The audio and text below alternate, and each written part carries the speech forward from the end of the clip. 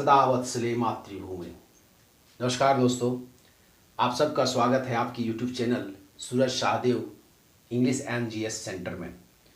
दोस्तों, आज हम बात करेंगे भारत और चीन के बीच अगर युद्ध हुआ तो कौन सा देश किसका साथ देगा और कौन किस पर भारी पड़ेगा, इस पर आज हम बात करेंगे। जिस प्रकार से हम अभी भारत और चीन के बीच जो तनाव चल रहा है उसको देख रहे हैं, उसको देखने से ऐसा प्रतीत होता है कि भारत और चीन के बीच युद्ध होना निश्चित है। और अगर युद्ध होना निश्चित है तो कौन सा देश किसका साथ देगा। जिस प्रकार से चीन पेंगोंग झील से के आगे हटने के लिए पीछे हटना, चाहे वो और से जो आगे बढ़ गया, जो एलओसी को पार करके वो एलएसी को पार करके जो आगे आ गया है, उसको पीछे जाने से इनकार कर दिया है। कई बार की वार्ता हो रही है लेकिन वो पीछे नहीं हट रहा है। इसको देखकर ऐसा लगता है कि भारत और चीन के बीच युद्ध होना निश्चित है।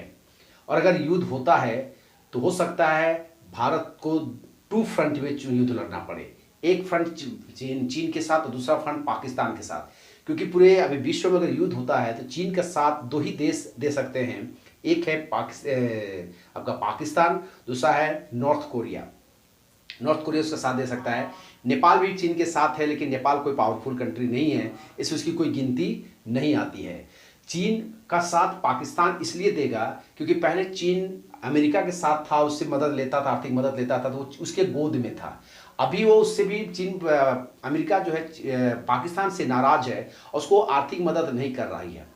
तो नतीजा क्या है कि पाकिस्तान के पास और कोई ऑप्शन नहीं है, तो वो चीन के साथ सट के रहना चाहता ताकि उसे वो आर्थिक मदद ले सके, क्योंकि पाकिस्तान में बहुत बड़ा आर्थिक संकट है, उसको जूझ रहा है वो, और उसे वो समाधान चाहता है। तो उसको चीन उसको पैसा देकर मदद कर रहा है, चाहे उसको जमीन हड़प रहा है, चाहे कुछ कर रहा हो, लेकिन उसको मदद अभी वो कर रहा है। इसलिए पाकिस्तान हो सकता है चीन का मदद करे। इसे देखिएगा, पाकिस्तान अभी क्या कर रहा है कि गिलगित बाल्टिस्तान में चुनाव कराने की भी घोषणा कर दिया है। वो भारत को उकसा रहा है ताकि भारत कुछ कदम उठाए और युद्ध हो जाए।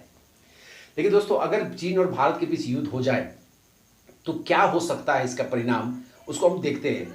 अगर युद्ध होता है तो युद्ध जो होगा, वॉर जो होगा, वो कई तरीके से लड़ा जाएगा। वॉर जो है वो लड़ा जा सकता है, 3-4 तरीके से लड़ा जाएगा। पहला है आपका मिलिट्री के दम पर, मिलिट्री सेना के दम पर लड़ा जाएगा। दूसरा होता है एयरफोर्स के ताकत से, जो युद्ध होता है तो एयरफोर्स के ताकत से वो लड़ा जा सकता है। और तीसरा है नेवल फोर्स, नेवी के आर्मी से, नेवल फोर्स के सहारे वो युद्ध लड़ा जा सकता है। और चौथा है साइबर आर्मी। अभी आपने देखा होगा जिस प्रकार से ईरान के जो वहाँ पर हथियार रखे हुए थे न्यूक्लियर पावर का, तो वहाँ पर साइबर अटैक हुआ था। ये साइबर आर्मी के तहत लड़ाई हो सकता है। और चौथा है आपका, बहुत इंपॉर्टेंट है, मिसाइल सिस्टम के सहारे। तो हम लोग इसको एक एक कर देखेंगे कि कौन देश किसमें भारी पड़ता है। अगर हम मिलिट्री की बात करें तो दोस्तों, चीन के पास 2.2 मिलियन यानी कि लगभग 22 लाख के आसपास सेना है, जिसमें से 8 लाख जो उसकी सेना है वो 2 साल के लिए वहां पर लड़के आते हैं और उनको 2 साल की सेना ज्वाइन करना होता है। उनमें से उनका 80% का जो ट्रेनिंग होता है वो पॉलिटिकल पार्टी का ट्रेनिंग दिया जाता है, उसको राजनीतिक दल के पार्टी में दिया जाता है। और 20% जो है वो उनको मिलिट्री ट्रेनिंग होता है। तो आप कह सकते हैं कि ये 8 लाख जो उनकी आर्मी है वो नहीं के बराबर है। अगर हम देखें तो चाइना के पास हो जाता है 22 लाख में, अगर हम 8 लाख माइनस कर दें तो मात्र 14 लाख ही होता है। लेकिन फिर भी अगर उसको हम माने कि चलो 2.2 मिलियन है, 22 लाख के आसपास है। तो अगर हम भारत की देखें तो भारत के पास जो आर्मी है, स्टैंडिंग आर्मी जो है वो है आपका 1.5 मिलियन, लगभग 15 लाख के आसपास भारत के पास स्टैंडिंग आर्मी है। उसके बाद 2.4 मिलियन, लगभग 24 लाख के आसपास भारत के पास आपका पैरामिलिट्री फोर्सेस हैं। उसी तरह से अगर हम देखें तो चीन के साथ कई देशों का सीमा विवाद है। लगभग 22 देशों के साथ चीन का जो है सीमा टच करता है। उनमें से लगभग 18 से 20 देश चीन के खिलाफ है, जैसे पाकिस्तान, उत्तर कोरिया और नेपाल को छोड़ करके बाकी सभी देश उससे खिलाफ में, और कहीं ना कहीं उनके साथ कुछ ना कुछ खटपट चल रहा है। अगर हम यहाँ बात करें तो भारत के साथ है बांग्लादेश भी है, लाओस है, वियतनाम है, ब्रुनेई है, सिंगापुर है, फिलीपींस है, ताइवान है, यहाँ पर साउथ कोरिया है, जापान है, यहाँ पर आपका मंगोलिया है, तो रशिया है, यहाँ पर आपका कजाकिस्तान है, तजाकिस्तान है, किर्गिस्तान है, फिर आपका अफगानिस्तान है, भूटान भी है, आपका एक देश यहाँ पर भूटान भी पड़ जाता है, जिनके साथ भी भारत का कहीं ना कहीं सीमा का विवाद, चीन का सीमा विवाद चल रहा है।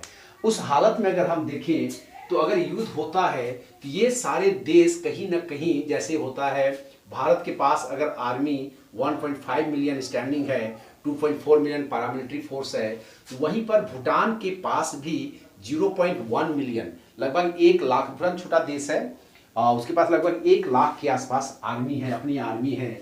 वहीं पर अगर हम बात करें म्यांमार की, वियतनाम की और लाओस की, इन तीनों देशों की जो आर्मी है वो लगभग 1 मिलियन के आसपास है, यानी कि 10 लाख के आसपास है, आर्मी वहां पर है। उसके बाद तुर्कमेनिस्तान, कजाकिस्तान है, किर्गिस्तान है, इन देशों के पास 0.8 मिलियन, यानी कि लगभग 8 लाख, तीनों देश के पास मिला करके 8 लाख के पास उनकी स्टैंडिंग आर्मी है। और अगर हम रूस की बात करें तो रूस के पास अकेले यहाँ पर 1 मिलियन आर्मी है, यानी कि 10 लाख के पास आर्मी के आसपास है।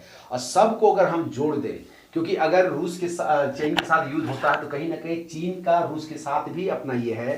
चीन का एक, रूस का एक शहर यहाँ पर व्लादिवोस्तोक है, जिसको चाइना अपना कहता है, और उसको लेकर के चीन के साथ खटपट है। और युद्ध अगर हुआ तो चाइना भी अपने कुछ क्षेत्रों को जो चीन के साथ ये है उसको चाहेगा कि हम थोड़ा अलग कर लें।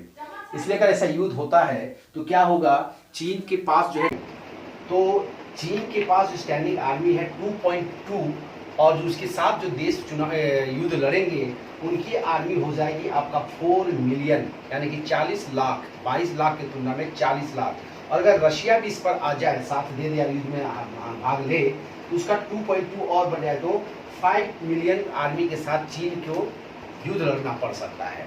तो यहाँ पर चीन कहीं पर भी टिकता हुआ नजर नहीं आ रहा है। चीन मिलिट्री के मामले में मुंह की खाएगा और उसको सबक सिखाया जा सकता है। उसके बाद दोस्तों हम अगर बात करें तो एयरफोर्स की, अगर हम बात करें तो एयरफोर्स की बात करें तो ये चाइना के पास क्या है, लगभग 2000 फाइटर जेट्स हैं, वहीं भारत के पास 1000 फाइटर जेट्स हैं, और जापान, दक्षिण कोरिया, वियतनाम, इन तीनों देशों के पास भी 2000 के आसपास फाइटर जेट्स हैं। तो अगर आप फाइटर जेट्स की बात करें, रूस के पास भी 2000 फाइटर जेट्स हैं। तो इन सब फाइटर जेट्स की बात करें जो चीन के खिलाफ युद्ध में उतर सकते हैं, उनमें तो भारत के पास 1000, इन तीनों देश के पास 2000, 3000, और रूस के पास 2000, 5000। अगर रूस युद्ध में भाग ले ले तो 5000 फाइटर जेट्स की तुलना चीन के 2000 फाइटर जेट्स करेंगे। चीन कहीं पर भी नहीं टिकेगा। हालांकि दोस्तों आपका म्यांमार, वियतनाम और लाओस है, ये देश क्या है, एयरफोर्स के मामले में थोड़ा कमजोर हैं, लेकिन ये देश स्टैंडिंग आर्मी में काफी मजबूत है।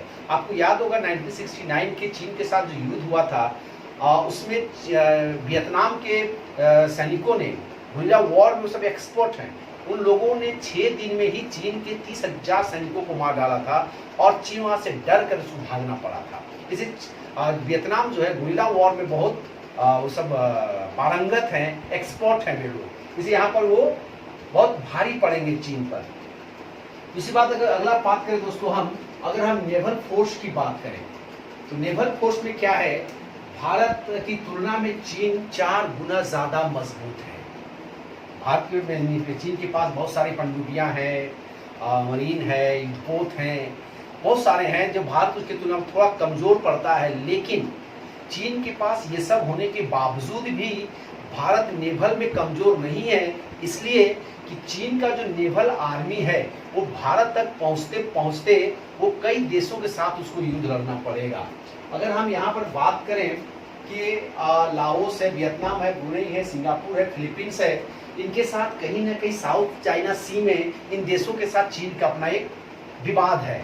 तो अगर चीन की नेवल आर्मी वहां से निकल कर आती है तो मलक्का की खाड़ी तक पहुंचते पहुंचते वो देशों से टकराते हुए आएगी और वो कमजोर होकर के आएगी। और अगर भारत की छोटी सी भी आर्मी मलक्का की खाड़ी पे खड़ी रहेगी तो चीन के नेवल आर्मी को जवाब दे सकती है, यानी कि चीन भी यहाँ कहीं ना कहीं मात खाएगा। और इंडियन ओशन में भारत के जो नेवल फोर्स है वो बहुत ताकतवर है, दुनिया के सबसे ताकतवर है यहाँ पर। अतः नेवल आर्मी जो है, चीन नेवल आर्मी बहुत ज्यादा है वहां पर, फिर भी वो भारत की तुलना में यहाँ पर भी वो फाइट में भारत को नहीं हरा पाएगा। उसके बाद दोस्तों अगर हम बात करें साइबर आर्मी, यहाँ पर चीन क्या है, बहुत ज़्यादा पावरफुल है। चीन के पास लगभग 1.5 लाख के आसपास साइबर आर्मी है। और साइबर आर्मी क्या है, चीन में बैठे बैठे आपके देश के बैंकिंग सिस्टम को हो, शेयर मार्केट हो, ट्रांसपोर्ट हो, कम्युनिकेशन हो, आपका न्यूक्लियर प्लांट हो, इन सब को वहाँ से बैठे बैठे ही डिस्ट्रॉय कर सकता है। अभी हाल ही में आपने देखा होगा ईरान के न्यूक्लियर पावर प्लांट में धमाका हुआ, कोई वहाँ पर नहीं गया, लेकिन वहाँ पर इजराइल ने उसको, जो कहा जाता है कि इजराइल ने शायद ये करवा दिया है, अब पता नहीं क्यों क्या नहीं है, लेकिन वहाँ पर क्या उसका न्यूक्लियर पावर प्लांट में साइबर अटैक हो गया और वो ध्वस्त कर दिया गया। इस प्रकार अगर चीन के साथ साइबर आर्मी का अटैक अगर करता है चीन, तो चीन यहाँ पर बहुत भारी पड़ेगा, क्योंकि भारत हो चाहे और देश हो, जैसे आपका म्यांमार हो, वियतनाम हो, लाओस हो, इन सब के पास साइबर आर्मी का कोई सोच अभी तक नहीं है। हालांकि साइबर अटैक से भारत, जापान, साउथ कोरिया और रशिया अपने आप को बचा तो सकते हैं, लेकिन आपका म्यांमार, वियतनाम, लाओस ये सब अपने आप को नहीं बचा पाएंगे। चीन यहीं पर थोड़ा सा भारी पड़ता है, लेकिन यहाँ पर अभी अमेरिका सामने नहीं आया है, इजराइल अभी नहीं आया है सामने, तो इसलिए हम कह सकते हैं कि साइबर आर्मी की बात करें तो चीन थोड़ा सा यहाँ पर इसमें मजबूत हो सकता है, लेकिन भारत तो बचाव कर सकता है। अगला है दोस्तों मिसाइल सिस्टम। मिसाइल सिस्टम के क्या है, यहाँ पर 2 प्रकार का मिसाइल सिस्टम होगा। एक तो होगा कि डिफेंस और एक होगा अटैक। डिफेंस मतलब अगर चीन के साथ कोई मिसाइल दागा जाता है तो उस मिसाइल को हवा में ही मार करके डिस्ट्रॉय कर दिया जाए, या चीन में ही उसको गिरा दिया जाए मार करके। तो इस मामले में क्या एक है, अटैक करने के लिए यहाँ से मिसाइल दागा जाए और चीन के बर्बाद किया जाए। इस मामले में क्या है, जो चीन जो है, भारत जो है वो चीन पर भारी पड़ेगा। चाहे भारत हो, रूस हो, दक्षिण कोरिया हो, जापान हो, भारत हो, ये इसका जो मिसाइल सिस्टम है वो जबरदस्त है और चीन पर बहुत भारी पड़ेगा। चीन इस पर कहीं टिक नहीं पाएगा इस मामले में। तो अतः हम कर सकते हैं कि अगर चीन के साथ भारत का युद्ध हो जाता है और इनके पड़ोसी जैसे कि भारत का साथ देते हैं या चीन का दुश्मन भारत का साथ देते हैं, तो चीन को मुंह की खानी पड़ेगी। चीन कहीं पर भी नहीं टिकेगा। और अगर चीन के साथ युद्ध हो जाता है दोस्तों, तो ये भी एक चांसेस है कि चीन पूरी तरह से बट जाए, एक छोटा सा देश बनकर चीन रह जाएगा, क्योंकि चीन से तिब्बत अलग हो जाएगा, चीन से आपका ताइवान अलग हो जाएगा, हांगकांग अलग हो जाएगा, आपका मंगोलिया अलग हो जाएगा, आपका जिनजियांग उसका अलग हो जाएगा। तो इस तरह से चीन का सिर्फ एक मात्र छोटा सा जो है, जो ओरिजिनल चीन जिसको कहते हैं, वही बच जाएगा और फिर चीन कहीं सुपर पावर या कोई और पावर नहीं रह जाएगा, एक डूबता हुआ देश बन के वो रह जाएगा। अतः हम कह सकते हैं दोस्तों कि भारत और चीन के बीच अगर युद्ध हुआ तो चीन यहाँ कहीं पर भी टिक नहीं पाएगा, चीन को बुरी तरह से मार पड़ेगी और चीन यहाँ पर हारेगा। लेकिन एक साथ ही साथ ये भी है कि युद्ध किसी भी समस्या का समाधान नहीं हो सकता है। भारत भी चाहता है कि युद्ध ना हो। भारत हमेशा चाहा है कि अपने पड़ोसी देशों के साथ हम अच्छा संबंध बना के रहें, हम उनके विकास में भागीदार बने, हम उसको आगे बढ़ाएं। अगर हम आगे बढ़ें तो उसे भी हम आगे बढ़ाएं। इसलिए लेकिन चीन की सोच नहीं है। चीन की जो नीति है विस्तारवादी नीति है, लेकिन अगर युद्ध होता है तो उस विस्तारवादी नीति को एक ब्रेक लगेगा। आज के लिए इतने ही दोस्तों। उम्मीद करता हूँ ये वीडियो आपको कुछ जानकारी दे पाया होगा। सो इसलिए आपसे एक निवेदन होगा कि मेरे इस चैनल को आप लाइक करें, सब्सक्राइब करें, दोस्तों के साथ शेयर करें, और तब तक के लिए जय हिंद, धन्यवाद।